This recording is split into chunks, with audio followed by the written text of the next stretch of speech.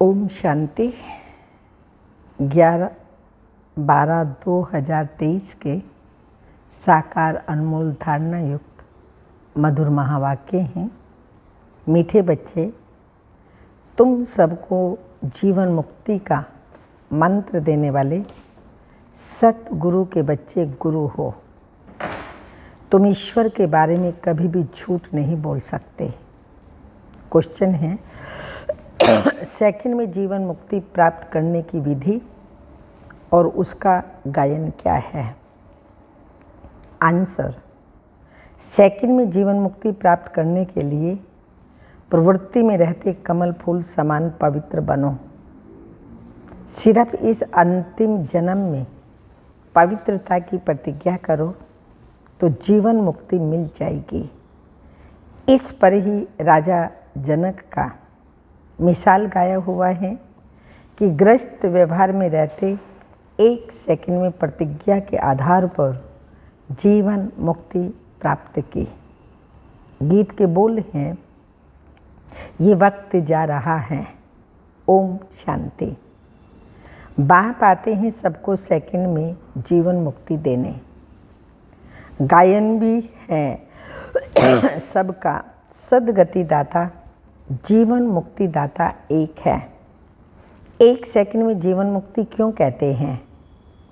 जैसे राजा जनक का मिसाल है, उनका नाम जनक था, परंतु भविष्य में वही अनुजनक बनता है।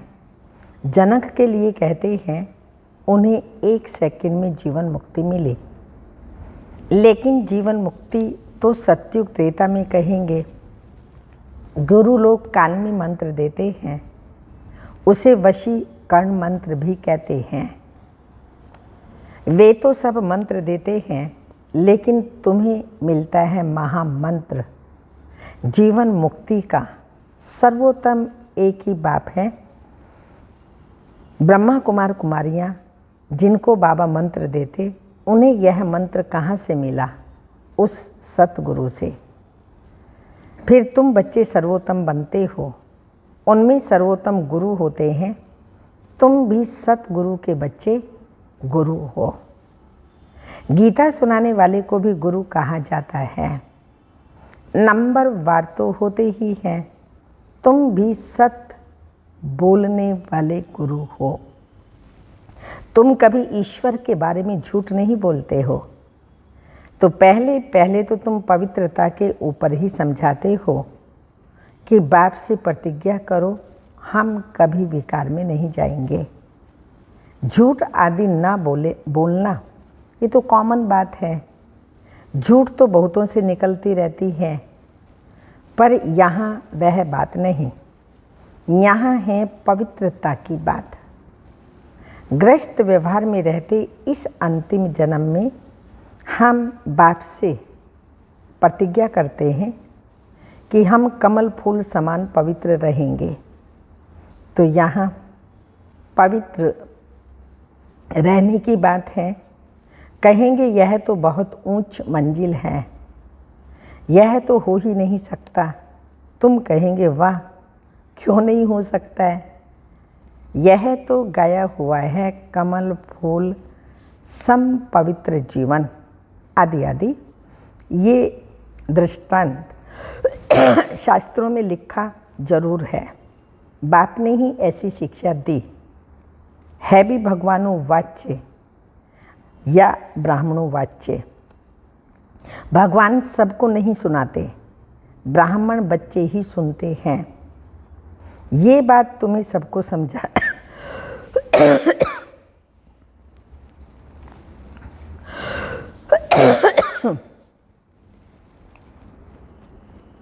सबको समझानी है। मूल बात है पवित्रता की। कमल फूल समान पवित्र बनना है जनक मिसल। वही जनक फिर अनुजनक बना।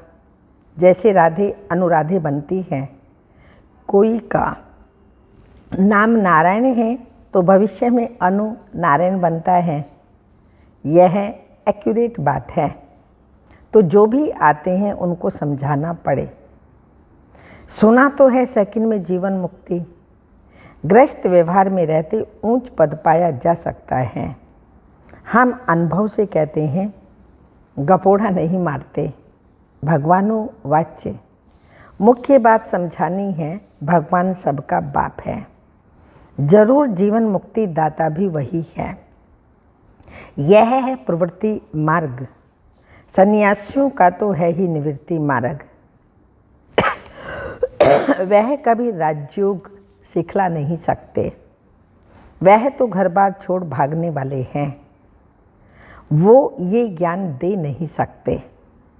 यह है राजयोग। गृहस्थ व्यवहार में रहते कमल फूल समान पवित्र रहना है। सतयुग में भारत पवित्र प्रवृत्ति मार्ग था। वाइसलेस दुनिया थी। राजाई में स्त्री पुरुष दोनों चाहिए। तो समझाना पड़ता है, हम अनुभवी हैं। गृहस्थ व्यवहार में रहते कमल फूल समान पवित्र रह सकते हैं। हम जानते हैं कि पवित्र वन बाप द्वारा पवित्र दुनिया के मालिक बनते हैं। पवित्र प्रवृत्ति मार्ग था, अब तो अपवित्र प्रवृत्ति मार्ग है। ये दुनिया ही भ्रष्टाचारी है, वह है श्रेष्ठाचारी दुनिया। रावण भ्रष्टाचारी बनाते हैं, राम श्रेष्ठाचारी बनाते हैं। आधा कल्प रावण राज्य चलता है।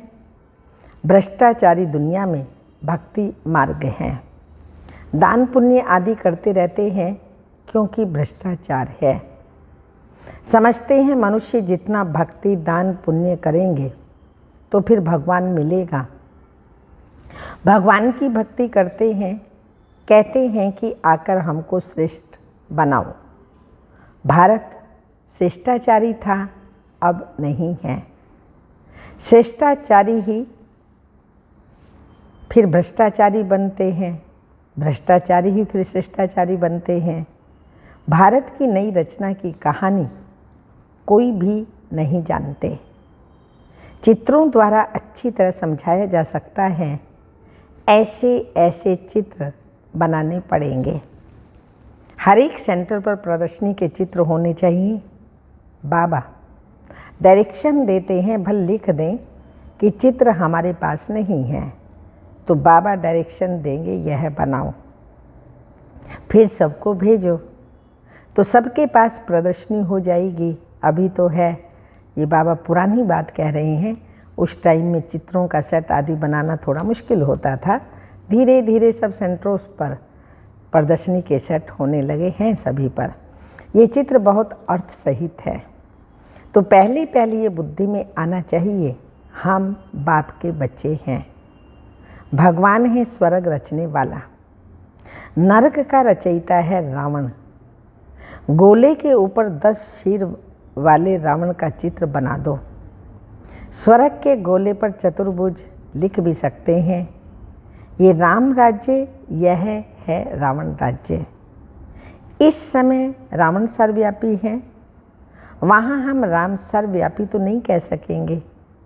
गाया भी जाता है, आत्मा परमात्मा अलग रहे बहुकाल, फिर सुंदर मेला कर दिया जब सतगुरु मिला दलाल। तो जरूर वह आएगा ना। अगर सर्वव्यापी है तो कहाँ से आएगा। तो इतना 5000 वर्ष तक, बहुत टाइम तक आत्मा उस परमात्मा से अलग रहती हैं। फिर एक टाइम आता है जब परम पिता परमात्मा हम आत्माओं से आकर के मिलता है।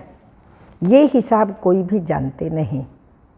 पहले पहले अलग हुई देवी देवताओं की आत्माएं, ये नॉलेज है। कोई को भी समझाना है, आत्माओं का बाप तो है ना।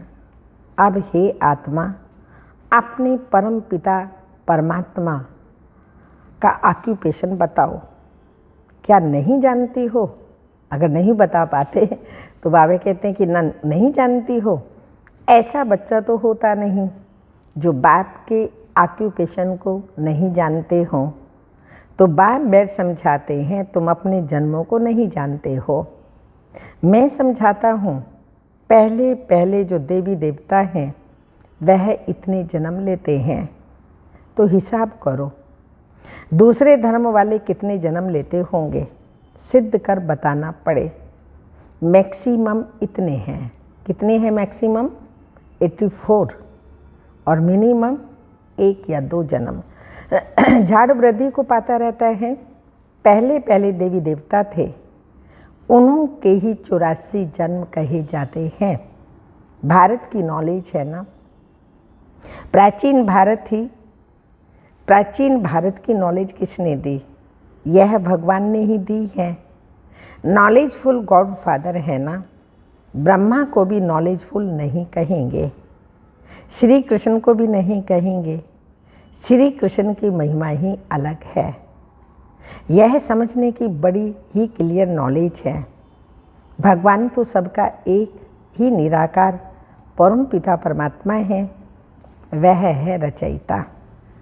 श्री कृष्ण तो है रचना। तो ऊंच ते ऊंच भगवान तो एक है ना, सर्वव्यापी उनको कह नहीं सकते। भारत में ऊंचे ते ऊंच प्रेसिडेंट फिर नंबर 1 और हैं। सबका ऑक्यूपेशन बताएंगे ना, ऐसे तो नहीं सब एक ही हैं। हर एक आत्मा को अविनाशी पार्ट मिला हुआ है, ये सिद्ध करना है। आपस में राय कर सर्विस के प्लान बनाने हैं, परंतु जिसकी लाइन क्लियर नहीं होगी, कोई विकार होगा व नाम रूप में फंसा होगा, तो यह काम हो नहीं सकेगा। इसमें लाइन बड़ी क्लियर चाहिए, रिजल्ट तो अंत में ही निकलेगी। अभी सभी नंबरवार हैं। मनुष्य कहते हैं व्यास भगवान ने शास्त्र बनाए। अब व्यास तो भगवान हो नहीं सकता। वास्तव में धर्म के शास्त्र हैं ही 4। भारत का धर्म शास्त्र तो एक ही है। एक माई बाप गीता, वर्षा उनसे ही मिलता है। माँ द्वारा बाप से वर्षा मिलता है। गीता माता का बाप है रास्ता। तो गीता द्वारा ही बाप ने प्राचीन सहज राज्यों की नॉलेज दी। गीता तो भारत खंड का शास्त्र है। फिर इस्लामी का धर्म शास्त्र अपना, बुद्ध का अपना, क्रिश्चियन का अपना है। गीता तो है सबका माई बाप, बाकी शास्त्र हैं बाल बच्चे, वह बाद में निकले हैं। बाकी इतने वेद उपनिषद आदि ये सब किस धर्म के हैं, ये मालूम तो होना चाहिए ना कि यह किसने उच्चारे, उससे फिर कौन सा धर्म स्थापन हुआ।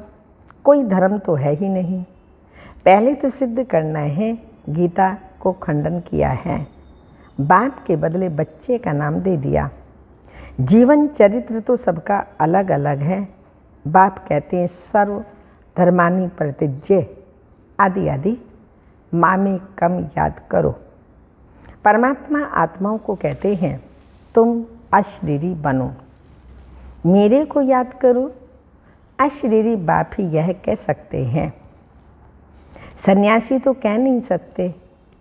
यह गीता के अक्षर हैं। सब धर्म वालों को कहते हैं अशरीरी भव। अभी नाटक पूरा होता है, सबको मंत्र मिलता है। देही सहित सब संबंध त्याग, मामे कम याद करो तो तुम मेरे पास आ जाएंगे। मुक्ति के बाद जीवन मुक्ति है जरूर। पद जीवन मुक्ति का है वाया मुक्ति। जो भी आते हैं सतो रजो तमो से पास करते हैं। समझानी कितनी अच्छी है, परंतु बच्चे एक कान से सुन दूसरे कान से निकाल देते हैं। वैसे हैं बहुत सहज। तुम जगह जगह प्रदर्शनी करो, अखबारों में भी पड़ जाए, खर्चा कर सकते हो, भल सब सुने। अखबार में तो ज़रूर डालना है। बच्चों को बड़ा नशा रहना चाहिए। बाकी टाइम बहुत थोड़ा बचा है। अतीन्द्रिय सुख की भासना गोप गोपियों से पूछो।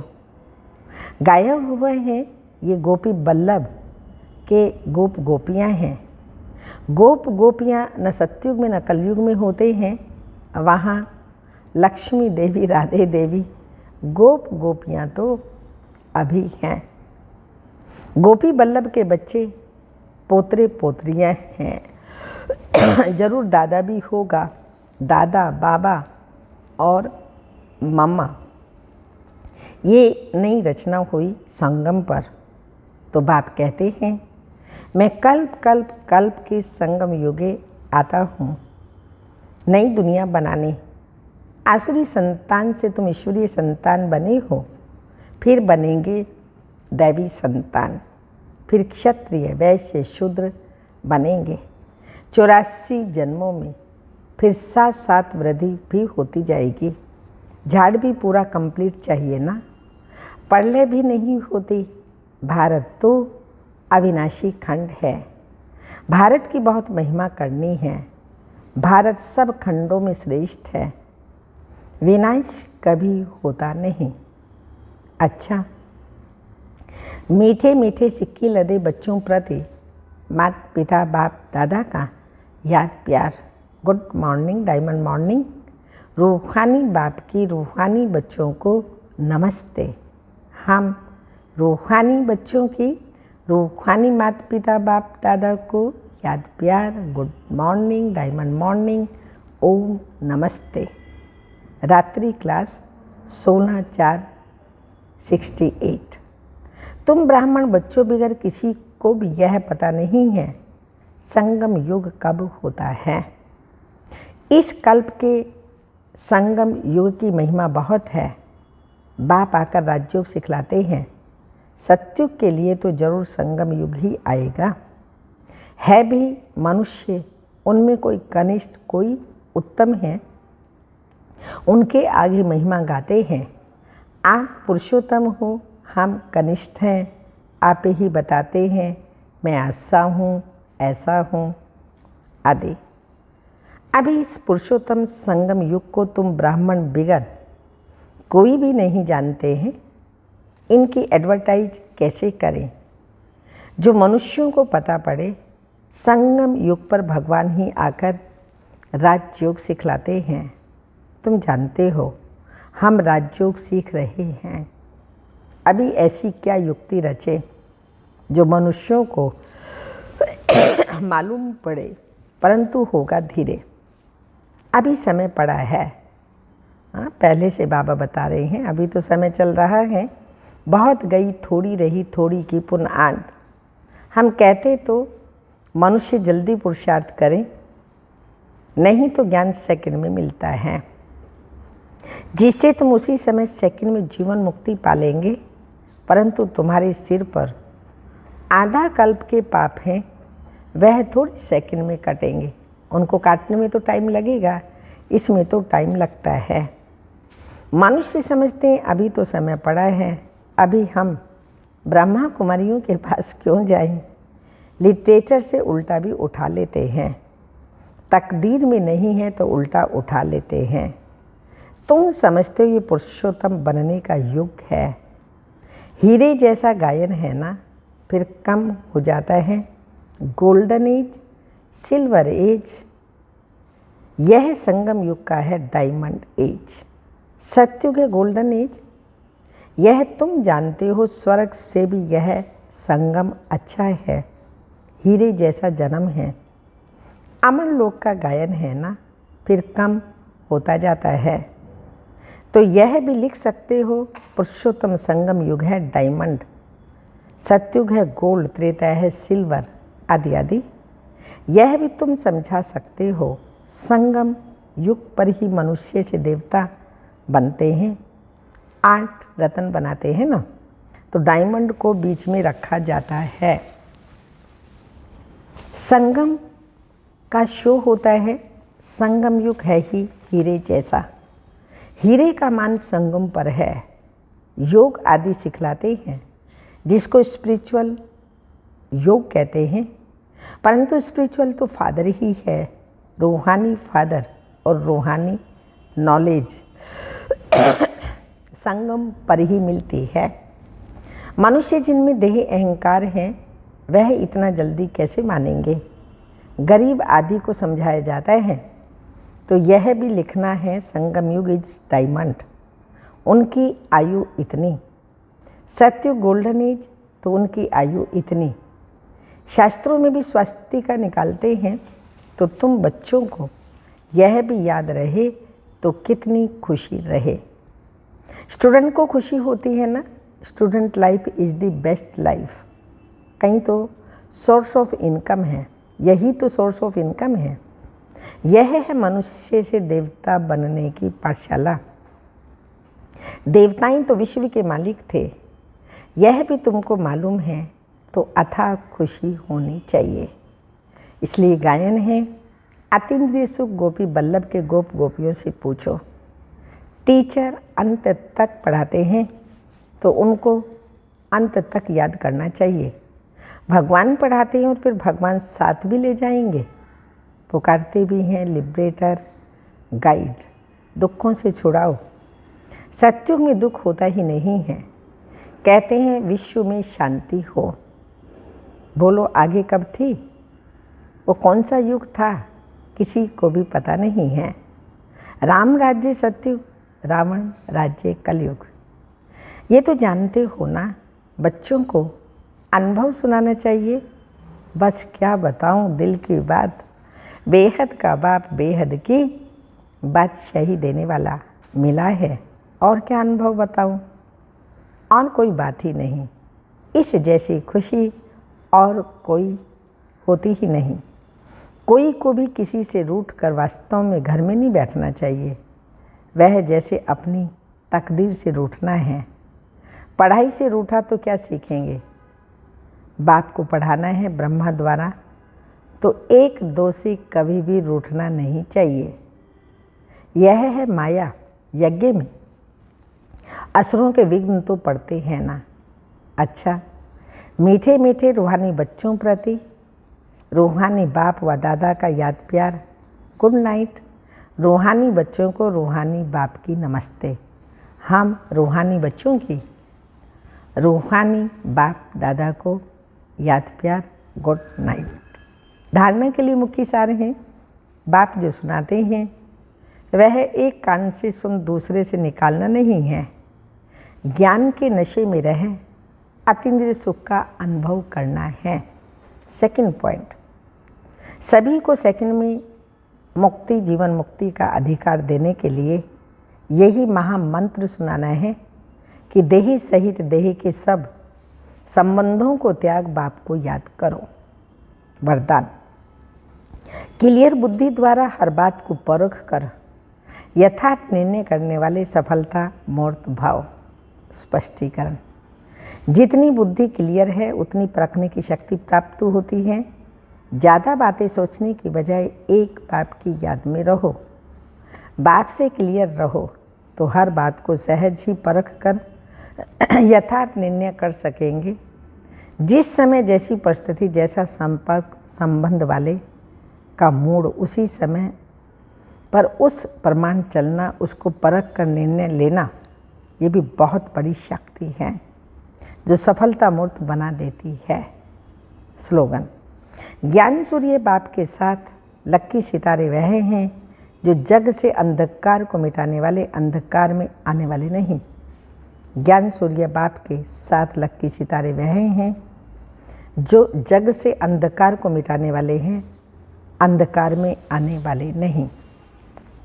अव्यक्त इशारा, सदा मनमना भाव की स्थिति में रह अलौकिक अतीन्द्रिय सुख का, मन रस का अनुभव करो तो इंद्रियों के रस अर्थात विनाशी रस के आकर्षण से मुक्त हो जाएंगे।